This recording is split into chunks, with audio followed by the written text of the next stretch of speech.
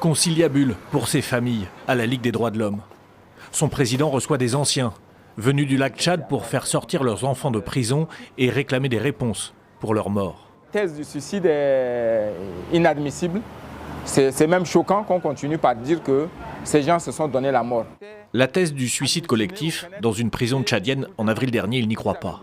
Pas plus qu'au fait que leurs enfants soient considérés comme des terroristes de Boko Haram. L'affaire a débuté par des manœuvres. Celle de l'armée tchadienne contre ces terroristes à la toute fin du mois de mars. L'armée présente un bilan victorieux. 1000 membres de la secte auraient été tués et 58 faits prisonniers qui ont donc échappé à la mort sur le terrain. Emprisonnés dans la capitale, 44 d'entre eux meurent dans leurs cellules. 4 sont autopsiés avec des substances toxiques dans le corps, d'où la thèse du suicide qui est évoquée. Une honte pour ces éleveurs, pour eux et pour les défenseurs des droits de l'homme. Leurs enfants ont subi un crime de masse. Mon fils fait partie de ceux qui sont morts et j'ai mon neveu qui est en prison.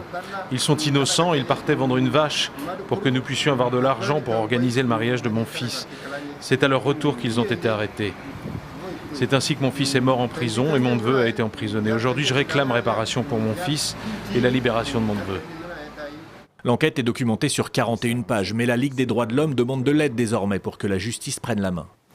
Quels étaient les militaires ou les agents des forces de défense qui étaient impliqués directement dans ce qui leur est arrivé? Et quelle est la substance, quelle est cette substance létale-là, quelle est sa nature?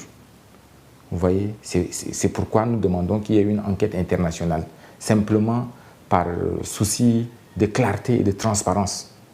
Près du lac Tchad, beaucoup de familles ne se sont pas exprimées par peur des représailles. Pour les organisations de défense des droits de l'homme, ces morts en prison pourraient constituer des crimes de guerre.